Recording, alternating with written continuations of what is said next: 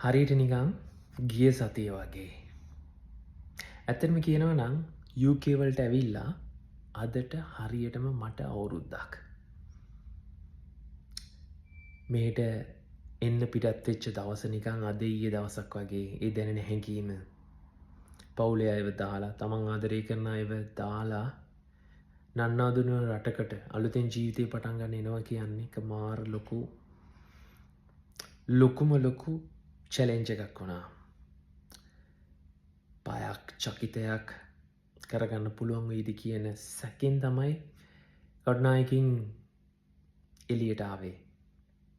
මෙහෙට ගොඩ බහිද්දී මට ජොබ් එකක් තියෙයිද, ජොබ් එකක් කරගන්න හම්බ වේවිද, ජොබ් ලේසිද කරන්න, මොන වගේ ජොබ්ද හම්බ වෙන්නේ, ඉන්න තැන් කොහොමද, කොටිම කියනවා නම් මෙහි ජීවිතේ කොහොමද හැඩගහගන්න පුළුවන් වෙන්නේ කියලා ලොකු සැකයකින් තමයි ආවේ. හැබැයි ඒ ගත්ත තීරණය අද මගේ ජීවිතේ ගත්ත හොඳම තීරණ වලින් අංක 1 2 3 4 වගේ තියෙන එකක්.